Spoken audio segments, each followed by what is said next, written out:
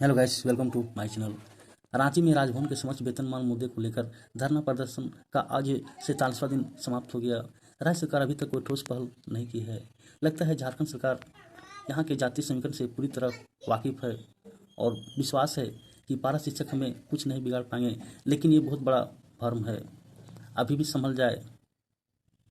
कल राज्य की राजधानी समेत अन्य जिलों में भी वेतनमान मुद्दे को धारदार बनाने के लिए कैंडल मार्च निकाला गया और विरोध व्यक्त किया गया। यह लड़ाई धीरे धीरे और उग्र रूप धारण कर रही है। शिक्षकों के साथ ऐसा अमानवीय व्यवहार कतई शोभा नहीं देता। आइए अब कैंडल मार्च समापन के बाद टेट पास पारा शिक्षक आंदोलन के सुप्रीमो जाबाज पारा शिक्षक सीमांत घोषाल के द्वारा सरकार के खिलाफ आक्रामक और ओजस्वी भाषण का वक्तव्य का संक्षिप्त रूप आपके सामने प्रस्तुत कर रहा हूँ। और हमारे राज्य के मुखिया माननीय मुख्यमंत्री हेमंत सोरेन जी की आवास भी यहाँ से महज 300 मीटर की दूरी पर है। पिछले 47 दिनों से बैठने के बावजूद न महामहिम राज्यपाल के नज़र में हम आ पाए और ना ही जिस सरकार को बनाने में हमने एड़ी चोटी एक कर दिया, जिस माटी की सरकार को और यहाँ अबुआ राज की सरकार को बनाने के लिए हम लोगों ने घर घर जाकर के मेहनत किया।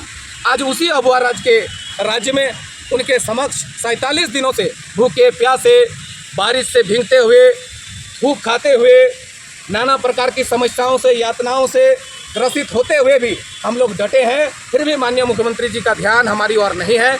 ये बहुत ही दुर्भाग्य है और उसी के आक्रोश में आज हम लोग 47वां दिन आज शनिवार की तिथि में शाम के समय हम लोगों ने कैंडल मार्च निकाला है, लोकतांत्रिक तरीके से, शांतिपूर्ण तरीके से। और सरकार को झारखंड मुक्ति मोर्चा, राजद और कांग्रेस के गठबंधन के से बनी है सरकार, जिस पर राज्य के जो जनता है उसकी बहुत ही आशा थी, विश्वास थी कि भाई ये अगर सरकार बनती है, माटी की सरकार बनती है, तो राज्य के जो लोग हैं, राज्य के जो मूलवासी है, आदिवासी है, झारखंड के जो निवासी है, उनको कहीं ना कहीं लाभ होगा।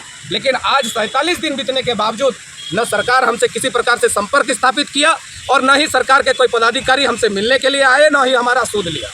आज हम लोग आक्रोशित होकर के कैंडल मार्च निकाले हैं और इस कैंडल मार्च के जरिए तमाम टेट पास सहायक अध्यापक जामताड़ा के जो नाला विधानसभा से बिलोंग करते हैं और जहां से जामताड़ा विधानसभा से बिलोंग करते हैं, जहां से झारखंड मुक्ति मोर्चा के और कांग्रेस के विधायक आते हैं, इरफान अंसारी जी और विधानसभा अध्यक्ष माननीय रविंद्र नाथ महतो जी आते हैं, उनसे मैं आग्रह करना चाहता हूं कि आप ही के विधानसभा क्षेत्र के साथी आए हुए हैं, आप ही के वोटर हैं और आज पूरे दिन बिताने के बाद आपसे ये भीख मांग रहे हैं या आग्रह कर रहे हैं कि भाई इरफान अंसारी जी और हमारे माननीय रविंद्रनाथ महतो जी को ये आग्रह है कि वो जल्द से जल्द इस मामले को संज्ञान में लें और हमसे संपर्क स्थापित करें और टेट पास सहायक अध्यापकों को सीधे सीधे वेतनमान दें। राज्य में 26,001 शिक्षकों की बहाली आई है।